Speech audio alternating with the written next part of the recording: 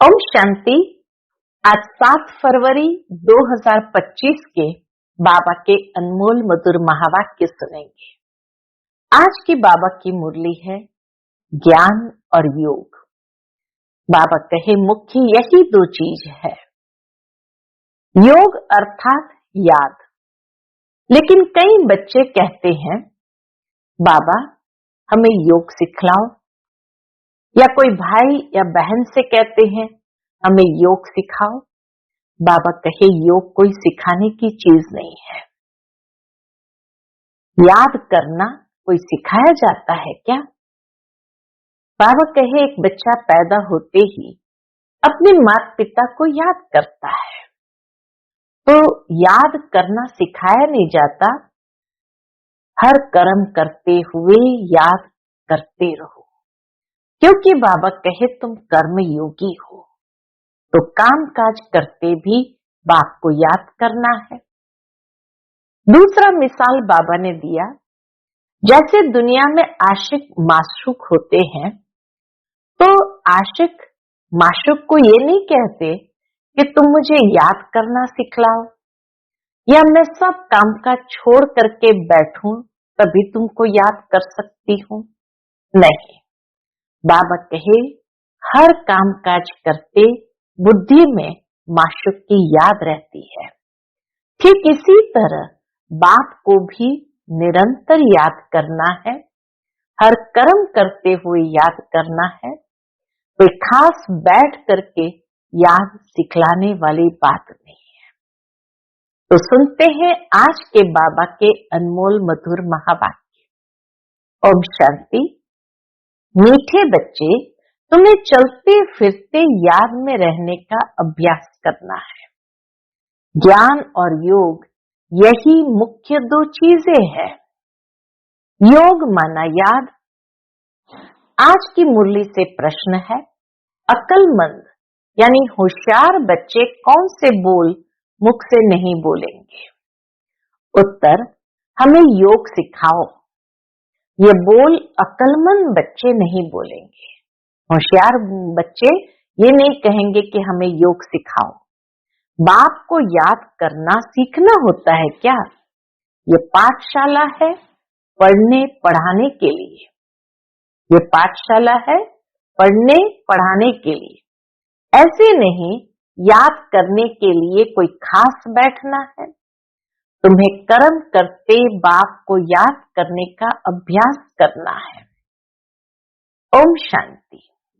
अब रूहानी बाप बैठ रूहानी बच्चों को समझाते हैं। बच्चे जानते हैं रूहानी बाप इस रथ द्वारा हमको समझा रहे हैं। अब जबकि बच्चे हैं तो बाप को व किसी बहन व भाई को कहना कि मुझे बाबा को याद करना सिखलाओ, यह रॉन्ग हो जाता है। तुम कोई छोटी बच्चियां तो नहीं हो ना। यह तो जानते हो मुख्य है रूह, वह तो है अविनाशी, शरीर है विनाशी, बड़ा तो रूह हुआ ना। अज्ञान काल में यह ज्ञान किसको नहीं रहता कि हम आत्मा है। शरीर द्वारा बोलते हैं, देह अभिमान में आकर ही बोलते हैं, मैं यह करता हूं। अभी तुम देही अभिमानी बने हो। दुनिया में मनुष्य देह अभिमान में आकर बोलते हैं। बाबा कहे अभी तुम देही अभिमानी बने हो। जानते हो आत्मा कहती है मैं इस शरीर द्वारा बोलती हूँ, कर्म करती हूँ। आत्मा मेल है। बाप समझाते हैं, ये बोल बहुत करके सुने जाते हैं। कहते हैं हमको योग में बिठाओ, सामने एक बैठते हैं इस ख्याल से कि हम भी बाबा की याद में बैठे, यह भी बैठे। मुरली से पहले जब योग चलता है तो उस समय सामने बैठते हैं। बाबा कहे इसी ख्याल से कि हम भी बाबा की याद में बैठे और यह भी बैठे। अब पाठशाला कोई इसके लिए नहीं है, पाठशाला तो पढ़ाई के लिए है। बाकी ऐसे नहीं यहाँ बैठकर सिर्फ तुम्हें याद करना है। बाप ने तो समझाया है, चलते फिरते उठते बैठते बाप को याद करो। इसके लिए खास बैठने की भी दरकार नहीं। जैसे कोई कहते हैं राम राम कहो, क्या बिगर राम राम कहे याद नहीं कर सकते हैं? याद तो चलते फिरते कर सकते हैं। तुमको तो कर्म करते बाप को याद करना है। आशिक माशूक को खास बैठकर एक दो को याद नहीं करते हैं।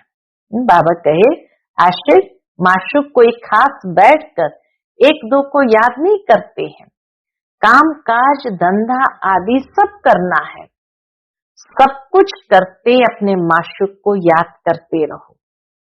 ऐसे नहीं कि उनको याद करने के लिए खास कहां जाकर बैठना है। तुम बच्चे गीत व कविताएं आदि सुनाते हो तो बाबा कह देते हैं ये भक्ति मार्ग के हैं। कहते भी है शांति देवा, सो तो परमात्मा को ही याद करते हैं, न किसी कृष्ण को। ड्रामा अनुसार आत्मा अशांत हो पड़ी है तो बाप को पुकारते हैं, क्योंकि शांति सुख ज्ञान का सागर वह है। ज्ञान और योग मुख्य दो चीजें हैं। योग माना याद, उन्हों का हठ योग बिल्कुल ही अलग है। तुम्हारा है राजयोग। बाप को सिर्फ याद करना है। बाप द्वारा तुम बाप को जानने से सृष्टि के आदि मध्य अंत को जान गए हो। तुमको सबसे बड़ी खुशी तो यह है कि हमको भगवान पढ़ाते हैं। भगवान का भी पहले पहले पूरा परिचय होना चाहिए। ऐसे तो कभी नहीं जाना कि जैसे आत्मा स्टार है वैसे भगवान भी स्टार है। बाबा कहे ऐसा तो परिचय कभी किसी ने नहीं सुनाया कि आत्मा स्टार है वैसे भगवान भी स्टार है। वह भी आत्मा है, परंतु उनको परमात्मा सुप्रीम सोल कहा जाता है। वह कभी पुनर्जन्म तो लेते नहीं है। ऐसे नहीं कि वह जन्म मरण में आते हैं, नहीं, पुनर्जन्म नहीं लेते हैं। खुद आकर समझाते हैं मैं कैसे आता हूं। त्रिमूर्ति का गायन भी भारत में है। त्रिमूर्ति ब्रह्मा विष्णु शंकर का चित्र भी दिखाते हैं।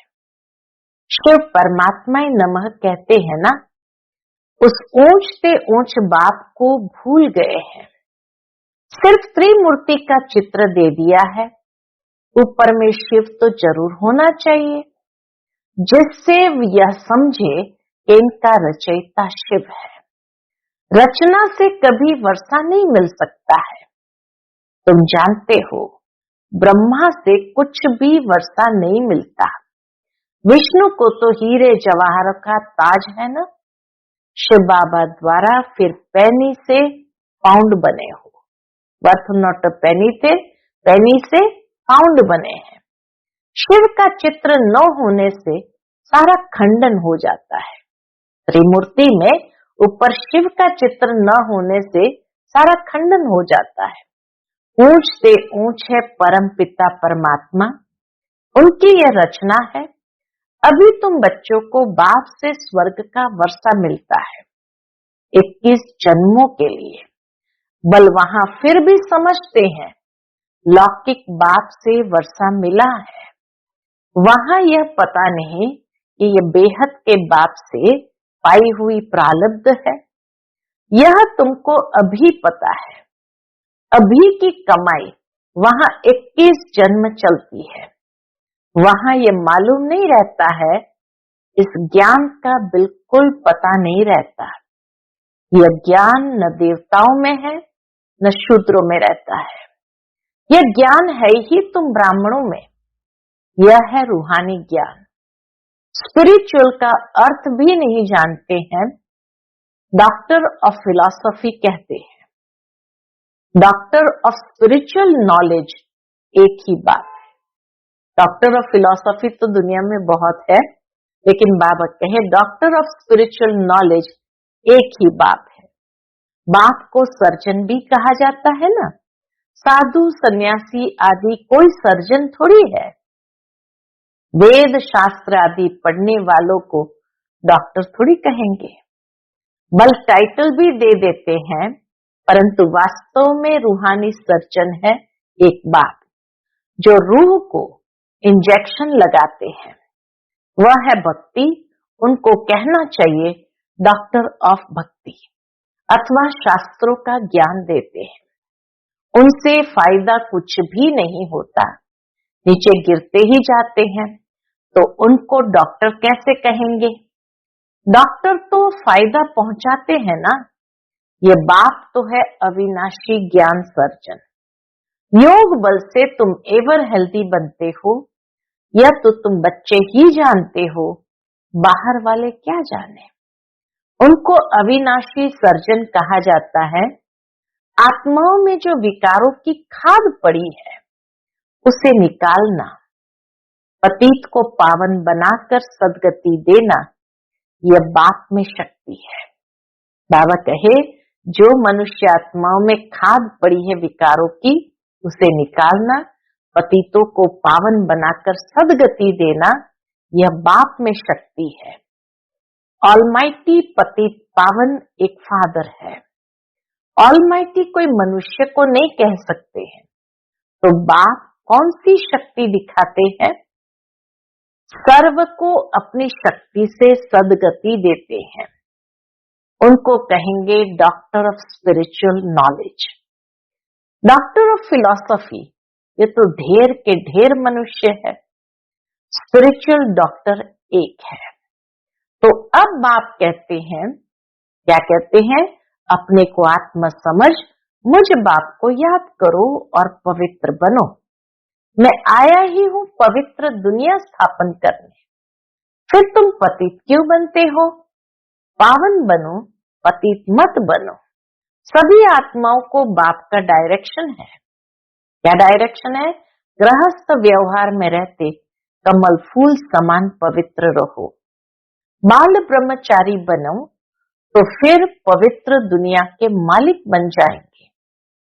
इतने जन्म जो पाप किए हैं, अब मुझे याद करने से पाप भस्म हो जाएंगे। मूल वतन में पवित्र आत्मा ही रहती है, पतित कोई जा नहीं सकते हैं। बुद्धि में यह तो याद रखना ही है। बाबा हमको पढ़ाते हैं। स्टूडेंट ऐसे कहेंगे क्या कि हमको टीचर की याद सिखलाओ? अब कोई स्टूडेंट ऐसे नहीं कहेंगे। याद सिखलाने की क्या दरकार है? यहाँ यानी संदली पर कोई न बैठे तो भी हर्जा नहीं है। अपने बाप को याद करना है। तुम सारा दिन धंधे धोरी आदि में रहते हो तो भूल जाते हो, इसलिए यहाँ बिठाया जाता है। या 10-15 मिनट भी याद करें। तुम बच्चों को तो काम काज करते याद में रहने की आदत डालनी है। काम काज करते याद में रहने की आदत डालनी है। आधा कल्प बाद माशुक मिलता है। अब कहते हैं मुझे याद करो, तो तुम्हारी आत्मा से खाद निकल जाएगी और तुम विश्व के मालिक बन जाएंगे। तो क्यों नहीं याद करना चाहिए? स्त्री का जब हथियाला बांधते हैं तो उनको कहते हैं पति तुम्हारा गुरु ईश्वर सब कुछ है, परंतु वह तो फिर भी इसको याद करती है। पति ही सब कुछ है, परंतु वह तो फिर भी मित्र संबंधी गुरु आदि बहुतों को याद करती है। वह तो देहधारी की याद हो गई। यह तो पतियों का पति है, उनको याद करना है। कोई कहते हमको निष्ठा में बिठाओ, परंतु इससे क्या होगा? अच्छा, किसी को बिठा दिया, निष्ठा माना याद में, योग में बिठा दिया, फिर क्या होगा? 10 मिनट यहाँ बैठते हैं तो भी ऐसे मत समझो कि कोई एक रस हो बैठते हैं। पूरा 10 मिनट एकदम आत्मस्थिति में बैठे। भक्ति मार्ग में किसकी पूजा करने बैठते हैं तो बुद्धि बहुत भटकती रहती है। नौधा भक्ति करने वालों को यही तात लगी रहती है कि हमको साक्षात्कार हो, वह आश लगाकर बैठे रहते हैं, एक की लगन में लवलीन हो जाते हैं, तब साक्षात्कार होता है। उनको कहा जाता नवधा भक्त। नवधा भक्त माना नव विधि से भक्ति करने वाले। वह भक्ति ऐसी है जैसे आशिक माशुक, खाते पीते बुद्धि में याद रहती है। उनमें विकार की बात नहीं होती, शरीर पर प्यार हो जाता है, एक दो को देखने बिगर रह नहीं सकते। अब तुम बच्चों को बाप ने समझाया है, मुझे याद करने से तुम्हारे विकर्म विनाश होंगे। कैसे तुमने 84 जन्म लिए हैं, बीज को याद करने से सारा झाड़ याद आ जाता है। यह वैरायटी धर्मों का झाड़ है ना, यह सिर्फ तुम्हारी बुद्धि में ही है कि भारत गोल्डन एज में था, अब आयरन एज में है। यह अंग्रेजी अक्षर अच्छे हैं, इनका अर्थ अच्छा निकलता है ना। बाबा कहे वैरायटी धर्मों का ये झाड़ जिसमें गोल्डन एज सिल्वर एज है, यह अंग्रेजी अक्षर अच्छे हैं, इनका अर्थ अच्छा निकलता है। आत्मा सच्चा सोना होती है, फिर उनमें खाद पड़ती है और अभी बिल्कुल झूठी हो गई है। इनको कहा जाता है आयरन एजेड। आत्माएं आयरन एजेड होने से जेवर भी ऐसा हो गया है। आत्माएं आयरन एजेड होने से जेवर भी ऐसा हो गया है। अभी बाप कहते हैं, क्या कहते, मैं पतित पावन हूं, माँ में कम याद करो।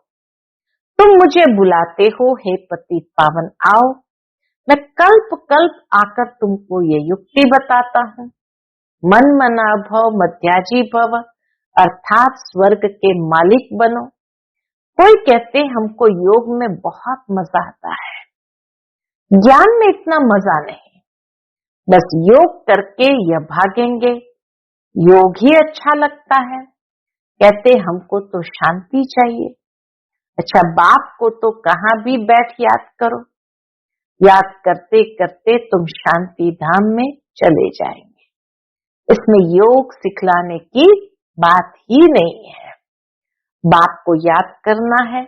ऐसे बहुत है जो सेंटर्स पर जाकर आधा पौना घंटा बैठते हैं, कहते हैं हमको निष्ठा कराओ, या तो कहेंगे बाबा ने प्रोग्राम दिया है निष्ठा का। यहाँ बाबा कहते चलते फिरते याद में रहो। ना से बैठना अच्छा होता है, ना याद करे उसे तो बैठकर थोड़ी देर याद करे वो अच्छा होता है। बाबा मना नहीं करते हैं, बल सारी रात बैठो, परंतु ऐसी आदत थोड़ी डालनी है कि बस रात को ही याद करना है। आदत यह डालनी है कि काम काज करते याद करना है। इसमें बड़ी मेहनत है। बुद्धि घड़ी घड़ी और तरफ भाग जाती है। भक्ति मार्ग में भी बुद्धि भाग जाती है, फिर अपने को चुटकी काटते हैं। बुद्धि जब बाहर जाती है तो अपने को चुटकी काटते हैं। सच्चे भक्त जो होते हैं उनकी बात करते हैं। बाबा किसकी बात करते हैं? सच्चे भक्त ऐसे करते हैं। तो यहाँ भी अपने साथ ऐसी ऐसी बातें करनी चाहिए। बाबा को क्यों नहीं याद किया? याद नहीं करेंगे तो विश्व के मालिक कैसे बनेंगे? आशिक माशुक तो नाम रूप में फंसे रहते हैं। यहाँ तो तुम अपने को आत्म समझ बाप को याद करते हो। हम आत्मा इस शरीर से अलग है। शरीर में आने से कर्म करना होता है। बहुत ऐसे भी है जो कहते हैं हम दीदार करें। अब दीदार क्या करेंगे? वह तो बिंदी है ना। अच्छा, कोई कहते हैं श्री कृष्ण का दीदार करें। श्री कृष्ण का तो चित्र भी है ना।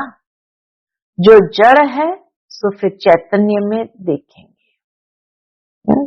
श्री कृष्ण का चित्र जड़ में है, फिर तुम बाबा कई नई दुनिया में चैतन्य में देखेंगे। इससे फायदा क्या हुआ? साक्षात्कार से थोड़ी फायदा होगा। तुम बाप को याद करो तो आत्मा पवित्र हो। नारायण का साक्षात्कार होने से नारायण थोड़ी बन जाएंगे। तुम जानते हो हमारी एम ऑब्जेक्ट है ही लक्ष्मी नारायण बनने की, परंतु पढ़ने बिगर थोड़ी बनेंगे। खाली याद करने से नहीं बन जाते हैं। बाबा के उसके लिए पढ़ाई भी करनी पड़ती है। पढ़ाई के बिगर थोड़ी बनेंगे। पढ़कर होशियार बनो, प्रजा भी बनाओ, तब लक्ष्मी नारायण बनेंगे। मेहनत है। पास विथ ऑनर होना चाहिए तो धर्मराज की सजा न मिले। यह मुरब्बी बच्चा भी साथ है। ब्रह्मा बाबा ये मुरब्बी बच्चा भी साथ है। यह भी कहते हैं तुम तीखे जा सकते हो। बाबा के ऊपर तो कितना बोझ है। सारा दिन कितने ख्यालात करने पड़ते हैं। हम इतना याद नहीं कर सकते हैं। भोजन पर थोड़ी याद रहती फिर भूल जाते हैं। समझता हूँ बाबा और हम दोनों सैर करते हैं। सैर करते करते बाबा को भूल जाता हूँ। खिसकनी वस्तु है ना, है ना, बहुत जल्दी खिसक जाती है। घड़ी घड़ी याद खिसक जाती है। इसमें बहुत मेहनत है। याद से ही आत्मा पवित्र होनी है। बहुतों को पढ़ाएंगे तो उच्च पद पाएंगे। जो अच्छा समझते हैं वो अच्छा पद पाएंगे। बाबा कहे जो अच्छा समझते हैं वो अच्छा पद पाएंगे।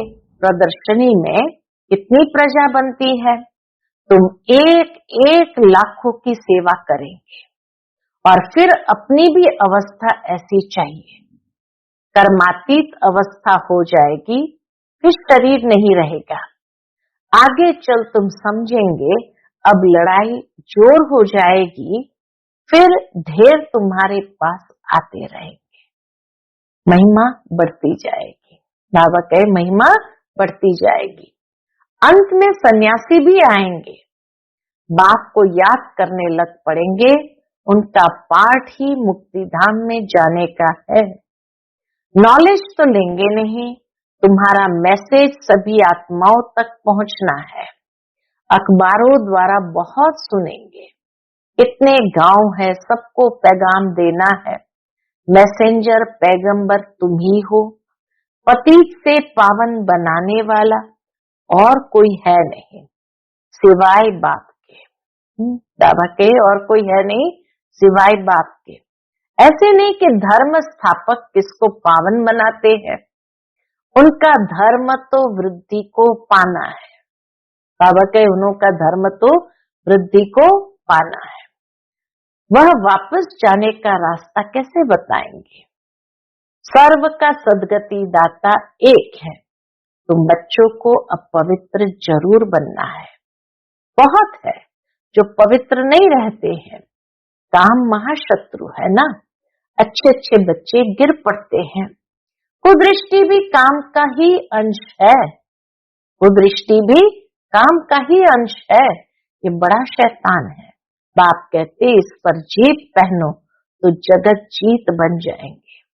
अच्छा, मीठे मीठे सिकिलते बच्चों प्रति माता पिता बाप दादा का याद प्यार और गुड मॉर्निंग। रूहानी बाप की रूहानी बच्चों को नमस्ते। हम सभी रूहानी बच्चों की रूहानी माता पिता बाप दादा को याद प्यार, गुड मॉर्निंग और नमस्ते। नमस्ते। शुक्रिया बाबा, शुक्रिया। आज की मुरली से धारणा के लिए मुख्य सार है। पहली पॉइंट, काम काज करते याद में रहने की आदत डालनी है। काम काज करते याद में रहने की आदत डालनी है।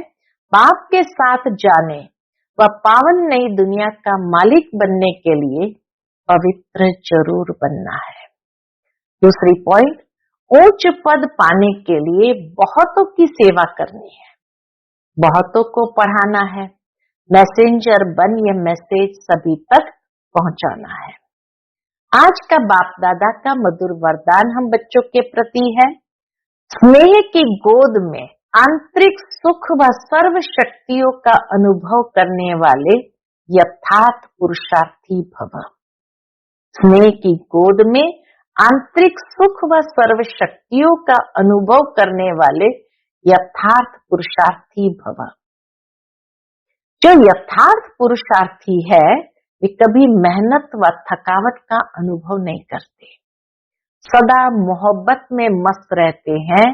वे संकल्प से भी सरेंडर होने के कारण अनुभव करते हैं कि हमें बाप दादा चला रहे हैं, मेहनत के पांव से नहीं लेकिन स्नेह की गोदी में चल रहे हैं।